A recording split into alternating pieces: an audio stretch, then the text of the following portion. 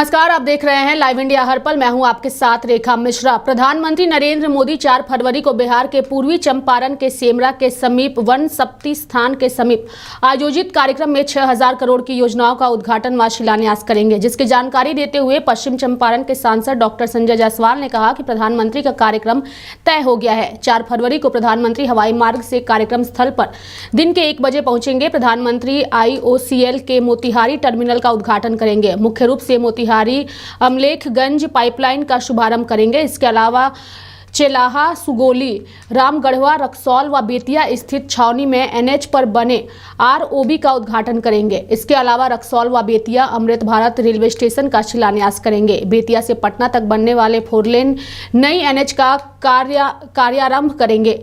सांसद ने बताया कि उद्घाटन के बाद इस 10 करोड़ लीटर डीजल व पेट्रोल नेपाल के अमलेखगंज भेजा जाएगा। बताया कि इस टर्मिनल से हवाई जहाज में लगने वाले ईंधन भी नेपाल भेजे जा सकेंगे। तो नरेंद्र मोदी के बिहार दौरे को लेकर के अब जो है वो चर्चा शुरू हो चुकी है। लोकसभा चुनाव से पहले जो सौगात वो देने जा रहे हैं, उसके बाद अब राजनीति भी जो है वो जमकर देखने को मिल रही है। और इसी खबर पर चर्चा के लिए हमारे सहयोगी संजय जुड़ चुके हैं। सीधे उनका रुख करेंगे। संजय, प्रधानमंत्री नरेंद्र मोदी का बिहार दौरा लोकसभा चुनाव से पहले और वहां पे कई सारी महत्वपूर्ण सौगात वो देने जा रहे हैं, क्या कहेंगे? वहां पर कार्यक्रम है। चौथी बार प्रधानमंत्री जो है मोतिहारी के पूर्वी चंपारण में पहुंच रहे हैं और कई सौगात बिहार वासियों को दे रहे हैं। ऐसे में कहीं ना कहीं चुनावी कह सकते हैं कि चुनाव का समय आने वाला है और इसको लेकर कहीं ना कहीं बिहार के प्रति अब उनका जो है पिटारा खुल चुका है और बिहार के लोगों के लिए लगातार वो कोई नई नई सौगात दे रहे हैं। तो ऐसे में फिर से एक बार वो सौगात देने का काम कर रहे हैं बिहार वासियों को। तो ये एक कह सकते हैं कि चुनावी कह सकते हैं कि एक तरह से एजेंडा है और चुनाव के समय ही नरेंद्र मोदी को जो है बिहार की याद आई है। ऐसे में कहीं ना कहीं जो विपक्ष है वो लगातार इसको लेकर सवाल उठाते रहते हैं कि प्रधानमंत्री नरेंद्र मोदी, चाहे वो कर्पूरी ठाकुर को भारत रत्न देने की बात हो या तमाम ऐसे कई मुद्दे हैं जिसको लेकर बिहार को दी जा रही है, तो कहीं ना कहीं नीतीश कुमार जो है एक तरह से जो है इन दिनों कटघरे में है और इसको लेकर लगातार जो है बिहार के जो विपक्ष के लोग हैं वो सवाल उठाते रहते हैं। तो ऐसे में नरेंद्र मोदी का आना फिर से एक बार बिहार कहीं ना कहीं बिहार को कुछ फायदा होगा और बिहार के लिए फिर से सौगात मिलने वाला है। तो ये नई नई सौगात जो है वो दे रहे हैं। तो ये जो दिया जा रहा है इससे काफी लोगों को फायदा होगा। और जिस तरीके से आपने बताया कि बिहार और नेपाल के जो पेट्रोल के और डीजल के जो कार्य है वो तेजी से बढ़ेंगे, तो ऐसे में जो उड़ान भरने वाली प्लेनें हैं वहां से लोगों की यात्रा जो है सफल हो पाएगी। ऐसे में जो है सुगम हो जाएगी और सड़क मार्ग की भी जो है कई उद्घाटन भी करेंगे और कई शिलान्यास भी करेंगे। तो ऐसे में कहीं ना कहीं जो 2.5 घंटे जो समय है उसकी बचत होगी। तो जो पटना से अगर मोतिहारी के लिए जा रहे हैं या पूर्वी चंपारण के इलाके में जा रहे हैं तो उनके लिए अब सुगम रास्ता होगा और समय से पहले वो अपने निम्न स्थानों पर पहुंच पाएंगे। तो ये तोहफा जो है कहीं ना कहीं बिहार वासियों के लिए काफी फायदा होगा। तो कहीं एक तरफ तो विपक्ष जो है सवाल उठा ही रही है कि कहीं ना कहीं चुनाव के समय ही देश के प्रधानमंत्री नरेंद्र मोदी की बिहार यात्रा है और बिहार की याद आती है। इससे कोई फायदा नहीं होने वाला है नरेंद्र मोदी को। बिहार में जो है इंडिया गठबंधन को लेकर जो सवाल उठ रहे हैं, 40 में से 40 सीट जो है इंडिया गठबंधन के खाते में जाएगा, ये विपक्ष का कहना है। ऐसे में बीजेपी के लोगों का भी दावा है कि इस बार 400 के पार होगा। तो ऐसे में कहीं ना कहीं नरेंद्र मोदी का बिहार आना और बिहार के लिए सौगात देना कहीं ना कहीं चुनाव के मौसम में और चुनावी सभा के कह सकते हैं एक तरह से ये सौगात चुनावी सौगात ही कह सकते हैं एक तरह से रेखा इसको भी। संजय, चूंकि नरेंद्र मोदी जो है वो लोकसभा चुनाव से पहले बिहार आ रहे हैं और ऐसे में उससे पहले उन्होंने बिहार के लिए जिस तरीके से पूर्व मुख्यमंत्री की अगर हम बात करें, कर्पूरी ठाकुर की बात करें, तो उन्होंने भारत रत्न देने का ऐलान किया और एक समुदाय को उन्होंने आकर्षित करने की कोशिश की, जिसको लेकर के तेजस्वी यादव ने साफ तौर पर बीजेपी पर हमला भी बोला।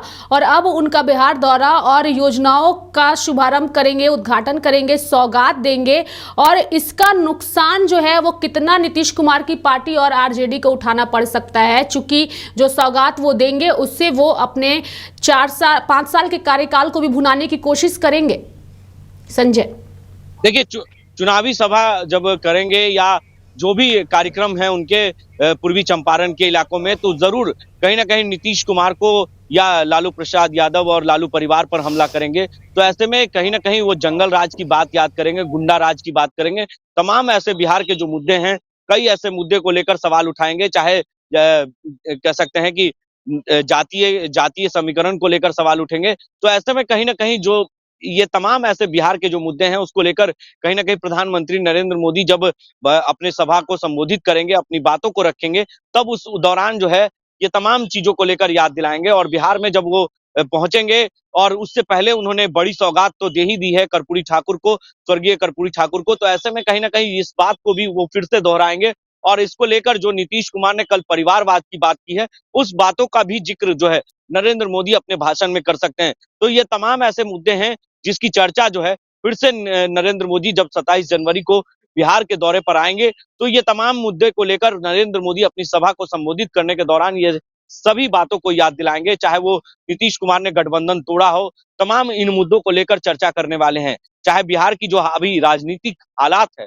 उसकी चर्चा करेंगे, चाहे बिहार के जो इंडिया गठबंधन बना है, बिहार में नीतीश कुमार ने ही इंडिया गठबंधन को पहला कदम बढ़ाने में आगे किया है। तो ऐसे में कहीं ना कहीं उन्हें जो है ना तो प्रधानमंत्री का उम्मीदवार बनाया गया, ना ही संयोजक बनाया गया, ना कन्वेनर बनाया गया। तमाम इन मुद्दों की चर्चा जो है देश के प्रधानमंत्री अपनी सभा के दौरान ये बातों को जिक्र जरूर करेंगे। तो ऐसे में कहीं ना कहीं नीतीश कुमार के लिए नुकसान हो सकता है, और इंडिया गठबंधन को नुकसान हो सकता है। जब नरेंद्र मोदी बिहार आ रहे हैं तो इसका फायदा जो है भाजपा को होने वाला है, एनडीए को होने वाला है, और 40 में से 40 सीट जो है भाजपा के खाते में जाने की उम्मीद पूरी तरीके से है। और जिस तरीके से भाजपा दावा कर रही है कि 400 के पार इस बार होगा, तो वो कहीं ना कहीं वो धीरे धीरे वो दिख भी रहा है। और नरेंद्र मोदी का आना, बिहार दौरा, एक बड़ा सवाल उठता है। और इंडिया गठबंधन के अंदर जो खटास है उस खटास की भी जिक्र करेंगे, और जो ममता बनर्जी ने एकला चलो की बात कही है उसका भी जिक्र जो है बिल्कुल संजय, जहां बीजेपी लोकसभा चुनाव को लेकर के तमाम चीजें कर रही है, तैयारियों में लगी हुई है, तरह तरह की घोषणाएं की जा रही है, वहीं आईएनडीआईए जो है वो टूट की तरफ जो है वो बढ़ चली है। ममता बनर्जी के बाद आपने भी जो है वो किनारा कर लिया है। तो एक तरीके से जहां बीजेपी जो है वो आगे बढ़ रही है, वहीं इंडिया में टूट साफ तौर पर नजर आ रही है। बिल्कुल सही सवाल आपने पूछा है रेखा। जिस तरीके से इंडिया गठबंधन के अंदर जो है टूट कहीं ना कहीं दिख रहा है, पहले ममता बनर्जी और फिर अब अरविंद केजरीवाल की पार्टी यानी आम आदमी पार्टी की जो पार्टी है आपकी, जो पंजाब में सरकार है, पंजाब में जो वहां पर कहीं ना कहीं पंजाब में भी एकला चलो की राजनीति करेंगे। तो ऐसे में कहीं ना कहीं इंडिया गठबंधन के अंदर जो सीट शेयरिंग का मामला है वो पूरी तरीके से अब पेच फंसता हुआ नजर आ रहा है। और जो ऑल इज वेल का दावा कर रहे थे इंडिया गठबंधन के लोग, वो अब ऑल इज वेल नहीं है, कुछ भी ठीक नहीं है।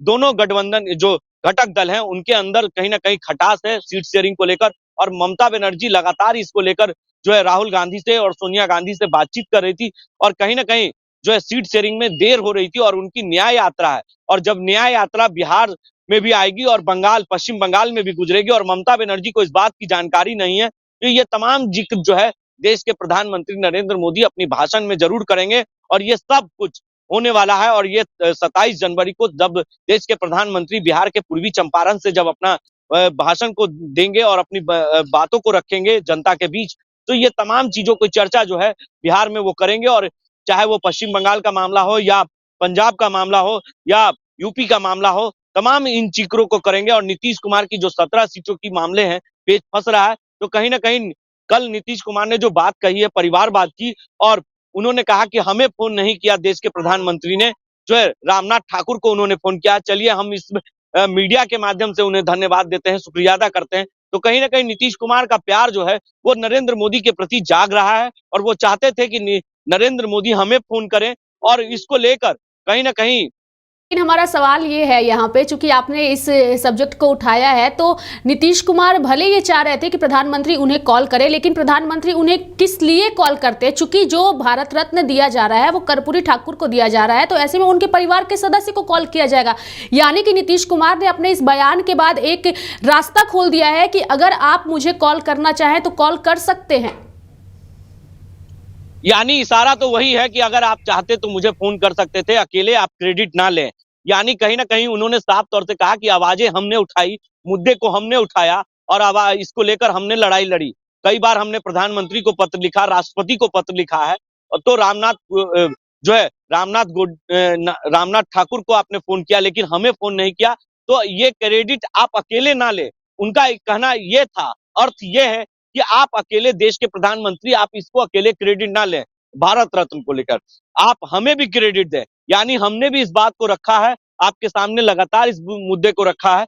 तो कहीं ना कहीं अकेले क्रेडिट लेने वाली बात पर उन्होंने कहा कि हमें भी आप फोन कीजिए और हमसे भी बात कीजिए। वो चाहते हैं कि देश के प्रधानमंत्री हमें भी फोन करें। तो ऐसे में कहीं ना कहीं ये बड़ा मुद्दा है देश के लिए, और पूरे देश के लिए ये बड़ा मुद्दा बन चुका है। तो कि नीतीश कुमार परिवारवाद पर सवाल उठा रहे हैं, तो एक तरफ कहीं ना कहीं इंडिया गठबंधन में ऑल इज वेल नहीं है, ये साफ जाहिर हो गया। और जब ममता बनर्जी ने कह दिया एकला चलो, अब देश के प्रधानमंत्री 27 जनवरी को बिहार आ रहे हैं, तो कहीं ना कहीं एक तरफ जो है उन्होंने पहले बॉल पे छक्का मारा, क्योंकि जब वो कह सकते हैं कि अयोध्या में राम मंदिर का प्राण प्रतिष्ठा हुआ, और दूसरा बार जो है भारत रत्न उन्होंने दे दिया कर्पूरी ठाकुर को, और तीसरा बार जो है बिल्कुल बिल्कुल बिहार आ रहा है। तो जी संजय, चूंकि नरेंद्र मोदी का मास्टर स्ट्रोक जो है वो लगातार जारी है लोकसभा चुनाव की घोषणा से पहले, तो संजय हमारे साथ इस वक्त हमारे सहयोगी नौशाद भी जुड़े हुए हैं। चूंकि नरेंद्र मोदी का दौरा बिहार में जो है वो होने वाला है 4 फरवरी को, हालांकि ऐसी खबरें ये भी सामने आ रही है, हालांकि जो डेट है वो अभी फिलहाल कंफर्म नहीं है, लेकिन चर्चा ये भी है कि नरेंद्र मोदी का झारखंड दौरा भी हो सकता है। नौशाद से हम जानने की कोशिश करेंगे, चूंकि नौशाद लोकसभा चुनाव की सरगर्मी है और बिहार एक ऐसा राज्य है जिस की ज्यादा से ज्यादा सीटें चाहती है हर पार्टियां की वो जीते, चाहे वो उत्तर प्रदेश राज्य हो या बिहार राज्य हो। लेकिन अगर हम झारखंड की बात करें तो झारखंड की 14 लोकसभा सीटें हैं जो है वो भी काफी महत्वपूर्ण हो जाती है। तो ऐसे में नरेंद्र मोदी के झारखंड दौरे को लेकर क्या कुछ जानकारी आपके पास है नौशाद? ये रेखा, हम कह सकते हैं कि चुनाव से पहले देश का प्रधानमंत्री नरेंद्र मोदी का झारखंड दौरा कई महीने में महत्वपूर्ण माना जा रहा है। कह सकते हैं कि लगातार पिछले कई दिनों से बीजेपी इस मोड में थी कि चुनावी मोड में वो नजर आ रही थी, और एक बार फिर से 4 से 11 तक उनका जो गांव चलो अभियान का जो कार्यक्रम चल रहा है उसमें नेताओं द्वारा ग्रामीण जनता को ये बताने का प्रयास करेंगे कि केंद्र सरकार द्वारा जो योजनाएं चलाई जा रही है उसमें लोगों को किस तरह से फायदा मिलेगा, किस तरह से लोगों को जोड़ने का प्रयास कर रहे हैं। आपने देखा कि कई दिनों से पिछले बीजेपी लगातार इस प्रयास में लगी हुई है कि जो झारखंड के 14 लोकसभा की सीट है उन सभी सीटों पर बीजेपी फतेह हासिल करेगी, और इसे लेकर कई मंथने का दौर जारी है, कई नेताओं का आना जाना लगा रहा है। और इस बीच जो सबसे बड़ी खबर आ रही है कि 4 तारीख के बीच में 11 और 4 तारीख के बीच में प्रधानमंत्री नरेंद्र मोदी झारखंड आ सकते हैं और धनबाद जैसे जिलों में वो सभा कर सकते हैं। कह सकते हैं कि धनबाद जिले में 3 क्लस्टर आते हैं जिसमें कोडरमा, गिरिडीह, धनबाद ये काफी महत्वपूर्ण माना जा रहा है। और इन क्षेत्रों में अगर पीएम मोदी का कार्यक्रम होता था वैसे लोगों को जोड़ने का प्रयास करेंगे जो उनसे कटे हुए थे। आपने देखा कि किस तरह से पीएम मोदी ने 22 तारीख को श्री राम लल्ला का प्राण प्रतिष्ठा किया, और आज कह सकते हैं कि 25 तारीख को युवा मतदाता जो देश के उसका संवाद करेंगे, वर्चुअल संवाद करेंगे, और फिर गांव चलो अभियान जैसे कई कार्यक्रम आयोजित करें। तो निश्चित तौर पर कह सकते हैं कि इसका लाभ देश के प्रधानमंत्री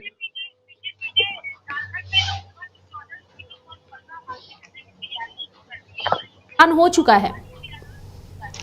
जी, प्रदेश स्तर पर जिस तरह से 14 लोकसभा सीट है और 14 लोकसभा सीट पर कल बीजेपी के प्रदेश अध्यक्ष बाबूलाल मरांडी ने सभी जगह पर प्रभारियों की नियुक्ति की गई है, सह प्रभारी को भी नियुक्ति की है, और निश्चित ऐसे में सब अब अपने अपने इलाके में जा करके मतदाताओं से संपर्क कर रहे हैं। और इसका सबसे बड़ा उदाहरण कह सकते हैं कि गांव चलो अभियान में देखने को मिल सकता है।